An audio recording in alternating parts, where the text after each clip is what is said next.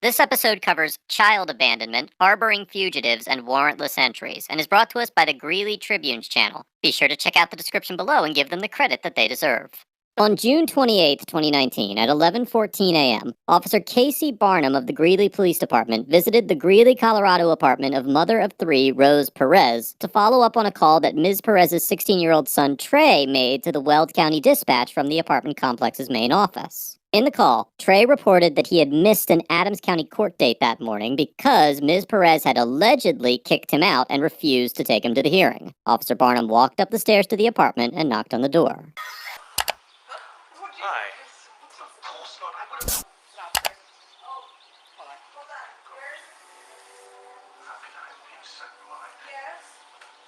Hello. Hi. So we're getting a call from your son saying that you guys are kicking him out. I've actually just got home. He has a warrant out for his arrest. Right. Out for of... possibly for not doing court or something. Yep, that's right. Yep, that is right. And he's calling us saying you're kicking him out of the house. I just got home from court, like literally just walked in the house. It's been my sister, and he actually hasn't been allowed in my house because he did this the last time, and I had to do a well check because I was at work. So I did tell her not to open the door if he came back, if I'm not here. While Officer Barnum informs Ms. Perez that she cannot refuse to allow her child into her home when she is not there, he does not cite any legal authority for this assertion. Under Section 14-13-102 of the Colorado Revised Statutes, a minor is considered abandoned when left without provision for reasonable and necessary care or supervision. And Section 14-6-101 makes it a Class 5 felony to willfully neglect, fail, or refuse to provide reasonable support and maintenance for children under 18. The necessary level of care and supervision will vary depending on the child's age and other relevant circumstances. Section 19-3-604 of the Colorado Revised Statutes, which details when the legal relationship between a parent and child can be terminated by the state, defines abandonment as a situation where the parent has surrendered physical custody of the child for 6 months or more without showing firm intention to resume physical custody of the child or to make permanent legal arrangements for the care of the child.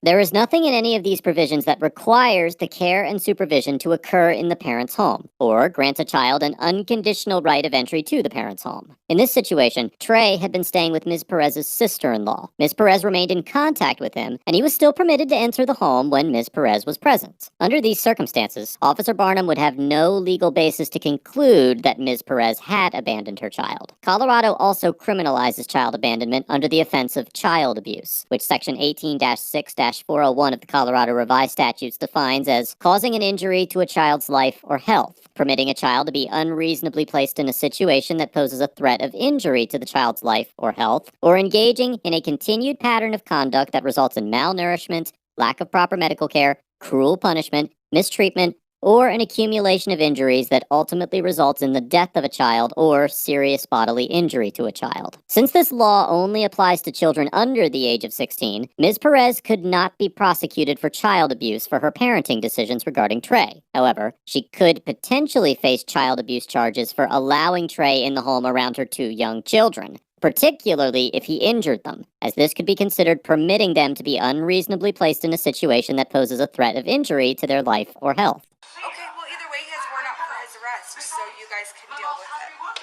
Okay? So, as a mother, Okay, I gotta go, okay? I'll call you back. so I'm pretty sure I know which warrant it is. It was for the incident a couple weeks ago. Yeah. Here, I'm gonna come outside. He's not coming to go to the flat for that. Okay. It's not a warrant for that. It was a warrant today because he failed to show up for court. So let me explain to you, officer, what's been going on, okay? So first off, he's kicked my door down before. Okay. The whole entire thing. The other day I was at work, Okay. and I can't leave work to come and see what's going on. I have small baby children here. Okay. And he did this to my door while I was gone. While I was gone, not while I was here. So, ma'am? So I did a well check. No, please hear me out first, Okay. because I know exactly where you're going with this. Okay? So I asked him on his birthday, which was Tuesday, to get his butt home.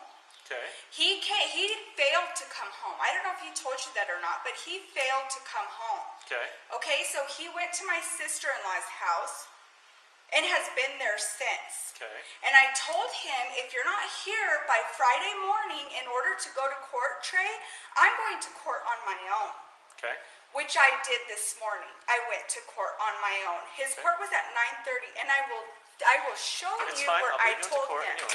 Okay, I told him your court is at 9:30, so Okay. you better be here doing what you're supposed to be doing, or I'm going to court on my own. Okay.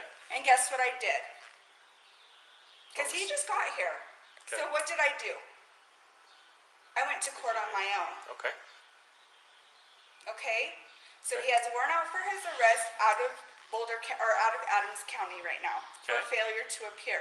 And the judge specifically told me, I told her everything that happened, as I'm telling you. Okay. And am I kicking him out now? Yeah, he has a warrant out for his arrest. He's not welcome in my home until he gets that taken care of. Okay. Okay. You can't do that. Yes, I can. No, you He's cannot. a fugitive. Yes, I can. You can call. Listen. Yes, I can. Listen. What? I listen to you. Okay, what? You can call us if he comes, but you cannot say you can't come in. And if you lock him out, he can kick your door to get in because he lives here.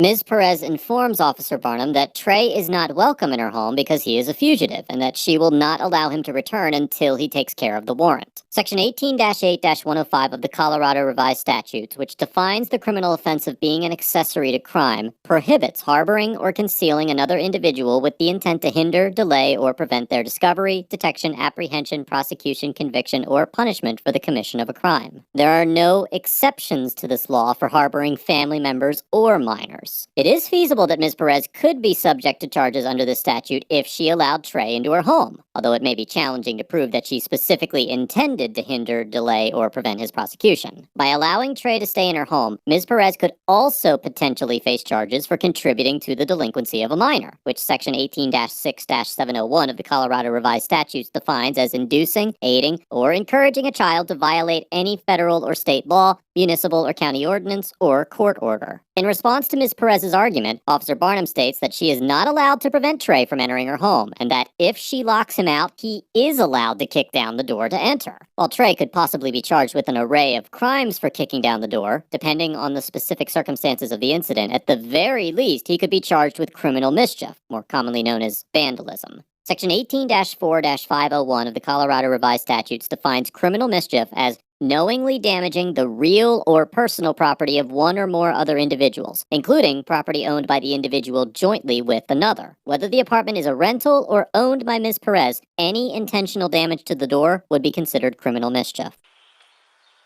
Okay, I'm going to tell you something. He may not kick my door. Okay. Okay? If you lock him out, he can. Okay, I didn't lock him out. My sister did. If he is being a havoc, well, my sister is here babysitting my children. Okay. He is not welcome Then here. she needs to call us. You can't kick Oh, him we out. did call you. We did call. We did a well check. They came. The officer came and you can check that. Okay. The officer came and did that. He hasn't been home since until today. Okay. Today he was locked out again, and the reason that he was locked out was because I wasn't home. When I'm home, then he can come. That's not how this Okay, works. too bad, so sad. Goodbye. No, that's not how. Ma'am, listen. That is You- not how. Ms. Perez attempts to end the conversation by entering her apartment and closing the door, and Officer Barnum kicks the door open before she can shut it, which Ms. Perez appears to interpret as an attempt to enter her apartment. Ms. Perez attempts to repel Officer Barnum by shoving him back, and Officer Barnum grabs her by the arm, pulls her out of the apartment, handcuffs her, and informs her he is placing her under arrest. The Fourth Amendment protects citizens from unreasonable governmental intrusion into their homes. As the Supreme Court of Colorado stated in the 1999 case of People v. Lewis, the principal protection for citizens against governmental intrusion into their homes is the requirement that a warrant to enter be based on probable cause. In order to enter a home without a warrant, police officers must have probable cause to believe that a crime has been committed, and exigent circumstances necessitating immediate police action must exist. In Colorado, there are 3 general categories of exigent circumstances: hot pursuit of a fleeing suspect, a risk of immediate destruction of evidence, and an emergency that threatens the life or safety of another. In this situation,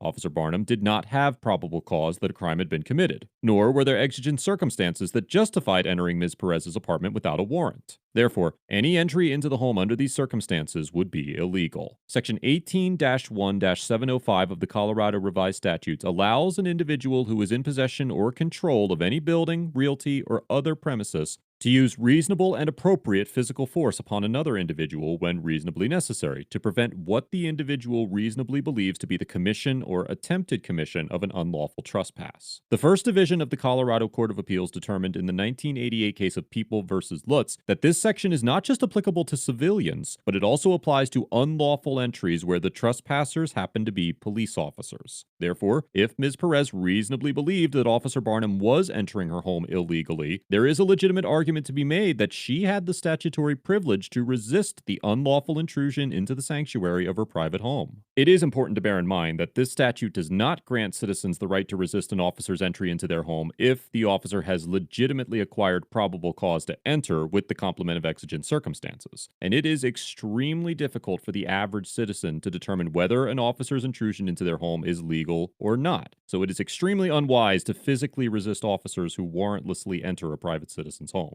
In situations like this one, it is almost always best to allow the officers to enter the home and challenge the legitimacy of the entry later in court, regardless of whatever statutory privileges may be granted to citizens. It is not worth the risk of mistakenly resisting a lawful entry from police and putting yourself and other occupants of your home in unnecessary danger. After arresting Ms. Perez, Officer Barnum placed her in the back seat of his police vehicle. She demanded to speak with his supervisor, Sergeant Wade Corliss, who joined Officer Barnum at the scene. Ms. Perez was held in the cruiser for about an hour until Sergeant Corliss ordered Officer Barnum to let her go. Greeley Police Chief Mark Jones and Deputy Chief Adam Turk visited Ms. Perez at a later date to follow up on the incident. And according to a September 20th, 2019 letter the agency sent to Ms. Perez, the department determined that Officer Barnum's actions, quote, were not appropriate or according to department policy. In November 2019, the Greeley PD announced that Officer Barnum was no longer with the department. On June 26, 2020, Ms. Perez filed a lawsuit in the U.S. District Court for the District of Colorado against Officer Barnum, Sergeant Corliss, and the city of Greeley for violation of her Fourth Amendment rights. Ms. Perez's complaint also alleges that she suffered physical injuries to her left hand and wrist, including pain, swelling, bruising, and dequervin tenosynovitis, which is a painful inflammation of tendons at the base of the thumb. As of the date of this video, the litigation is ongoing. Overall, Officer Barnum gets an F for failing to conduct a thorough investigation, displaying a fundamental misunderstanding of Colorado's child abandonment laws, and entering Ms. Perez's home without the legal authority to do so. This is yet another case of an officer failing to do their due diligence of understanding the laws they are charged with enforcing, and neglecting to adhere to the boundaries of the Fourth Amendment. Officer Barnum had plenty of time to contact a supervisor to ensure that he was carrying out his duty appropriately, but instead, he chose to enforce his understanding of the law, rather than clarifying that he was doing so accurately. Officer Barnum's attempt to enter Ms. Perez's home was totally unnecessary, and is yet another aspect of this encounter that could have been avoided with the advice of a superior officer. The fact that Ms. Perez was detained for nearly an hour only adds to the scope of the Fourth Amendment violations that occurred. And I fail to see how it took the Greeley officers that long to determine that Ms. Perez's arrest was uncalled for. I commend the Greeley Police Department for their decision to fire Officer Barnum, and I sincerely hope that the department used this encounter as an opportunity to educate all of their officers on the relevant statutes and case law.